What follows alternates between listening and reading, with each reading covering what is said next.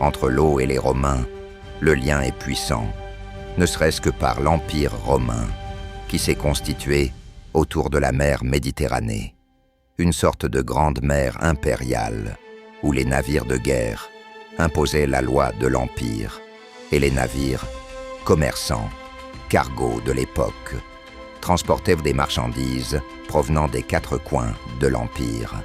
Les Romains l'appelaient Mare Nostrum. Au centre de l'Empire, Rome, une ville qui à son apogée comptait près d'1 million d'habitants. Les sources en ville étaient souvent contaminées par les activités humaines.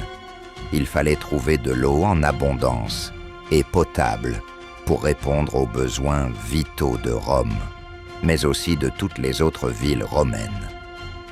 Les ingénieurs romains recherchaient des sources d'eau propres, abondantes et constantes. Une fois trouvée, il fallait ensuite acheminer cette eau vers les cités. Les ingénieurs romains ont su développer une technologie qui allait en faire une caractéristique de l'Empire romain, celle de l'acheminement de l'eau de régions très éloignées vers les villes. Les aqueducs romains utilisaient principalement la gravité pour l'écoulement naturel de l'eau du point d'origine jusqu'au lieu de destination. L'eau s'écoulait grâce à une légère pente et des systèmes de siphons étaient employés pour franchir les vallées. Les aqueducs étaient constitués de conduites en plomb ou en terre cuite, souvent souterraines, et surmontaient les vallées soit par des arches, soit par des siphons inversés, où l'eau remontait après avoir perdu de la hauteur, tout en ressortant à une altitude similaire à son point de départ. Les ingénieurs romains calculaient la pente des aqueducs principalement à l'aide d'instruments, comme le chorobate, un niveau d'eau très précis, et la groma. Ces instruments permettaient de maintenir une pente très faible, souvent inférieure à 1 mètre par kilomètre, pour acheminer l'eau par gravité, tout en étant suffisamment régulière pour éviter des chutes ou contre-pentes. La pente était vérifiée et ajustée pour assurer le fonctionnement du réseau, même si les connaissances hydrauliques romaines présentaient des limites. L'eau des aqueducs romains était souvent dure en raison de sa richesse en sel dissous, calcium et magnésium, un phénomène qui entraînait la formation de dépôts de calcaire dans les conduits, réduisant leur débit et nécessitant un curage régulier. La dureté de l'eau dépendait des roches traversées par les sources, et les ingénieurs romains devaient gérer ce phénomène pour maintenir le bon fonctionnement de leurs systèmes hydrauliques. Une fois arrivés en ville, l'eau devait être répartie pour l'usage public et parfois privé. Le système ingénieux de distribution de l'eau à Rome utilisait des réservoirs ou castella pour collecter l'eau des aqueducs, puis la répartir via des réseaux de tuyaux en plomb ou en poterie vers les fontaines publiques, les thermes et les habitations privées. Le dénivelé naturel des aqueducs assurait l'écoulement de l'eau par gravité, et les réserves servaient à filtrer l'eau et à réguler le flux vers les différents points de consommation de la ville. Dans l'Antiquité romaine, les fontaines, appelées lacus, étaient des structures essentielles et esthétiques qui fournissaient de l'eau potable aux habitants, utilisant le principe de la gravité pour amener l'eau des aqueducs aux citernes. Elles n'étaient pas seulement des points d'eau, mais aussi des lieux sociaux importants dans le paysage urbain, et les plus grandes, appelées nymphaea ou nymphées, étaient des fontaines monumentales. L'eau alimentait aussi les thermes, qui étaient des centres essentiels de la vie quotidienne, offrant des fonctions hygiéniques, sociales et culturelles, et témoignant de la puissance de l'Empire. Ils étaient des lieux de sociabilité pour toutes les classes, des espaces de détente et de loisirs, comme les sports et la lecture. mais aussi des symboles du raffinement romain, grâce à leurs installations complexes et leurs décorations. Leur importance réside dans leur rôle de maintien de la santé publique, de facilitation des échanges sociaux et de diffusion de la culture romaine à travers l'Empire. Dans un terme romain, on avait accès à des bains, chauds, tièdes ou froids, et de soins du corps, comme le massage, épilation, induction d'huile, raclage avec un strigile. C'était aussi un lieu social et récréatif, où l'on faisait de l'exercice physique comme la lutte, jeux de balle, la course. On pouvait aussi se reposer dans des jardins aménagés. Et certains thermes disposaient de bibliothèques et même d'espaces pour donner des conférences. Les thermes étaient donc des lieux majeurs de socialisation, de bien-être physique et de culture.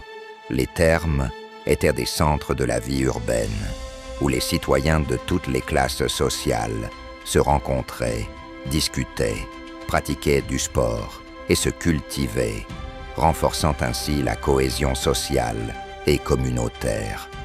Ils servaient également à l'hygiène publique, à la détente, et étaient des lieux de transactions commerciales et de divertissement. Les maisons des citoyens les plus aisés, appelées villas ou domus, pouvaient être équipées de salles de bain alimentées en eau courante. Cette eau courante servait à alimenter des fontaines privées dans l'atrium de la domus, des latrines dans les plus grandes demeures, et à la purification de la maison. Les riches possédaient parfois des thermes privés dans leur maison pour se baigner, se détendre et socialiser. Le chauffage de l'eau et des salles était assuré par un système d'hypocauste, où l'air chaud circulait sous le sol surélevé par des piliers. Cependant, la population dans sa majorité n'avait pas d'eau courante à domicile. Ils se rendaient donc aux fontaines publiques qui constituaient des lieux importants de la vie sociale. Tout ce qui entre doit sortir, pourrait-on dire, et les latrines avaient aussi un rôle essentiel dans l'Empire romain. La plupart des Romains, surtout les plus pauvres, n'avaient pas de toilettes privées et se rendaient dans les latrines publiques intégrées aux thermes ou situées dans la ville.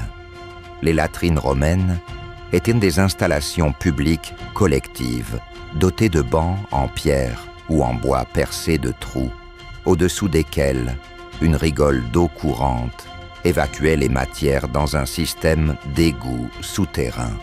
Après s'être soulagés, les Romains se nettoyaient avec un bâton portant une petite éponge, le tersorium, qui était ensuite rincé dans la rigole ou du vinaigre. L'ambiance y était conviviale. Les gens s'y retrouvaient pour discuter et échanger des potins pendant qu'ils se soulageaient. Une rigole d'eau courante coulait sous les sièges des latrines, alimentées par les aqueducs.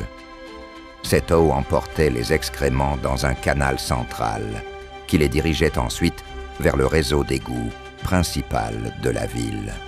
Le réseau d'égouts, dont la Cloaca Maxima à Rome est l'exemple le plus célèbre.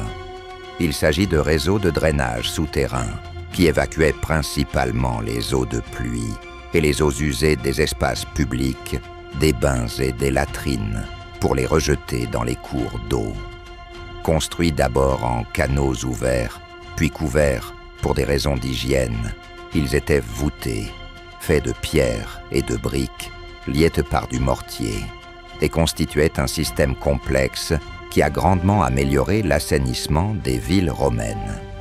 Bien que l'objectif était d'évacuer les déchets, le système visait aussi à améliorer l'hygiène publique en éloignant les eaux sales des habitations pour prévenir les maladies. Les Romains utilisaient l'eau pour créer des naumachie, des spectacles de bataille navale, en remplissant des arènes comme le Colisée ou des bassins spécialement construits à cet effet. Cette pratique, particulièrement populaire à partir du règne de Néron, transformaient l'eau en un moyen de divertissement spectaculaire et extravagant, témoignant de la polyvalence des infrastructures romaines. La force hydraulique a aussi été utilisée dans la Rome antique pour faire fonctionner des machines, notamment des moulins à eau, installés sur les aqueducs, et des machines de levage dans les mines. Ces moulins utilisaient l'eau courante des aqueducs pour moudre des céréales, traiter des minerais ou d'autres tâches industrielles. Un usage indispensable de l'eau était celui des pompiers de l'époque romaine, alors que le feu a parfois été le pire ennemi de Rome.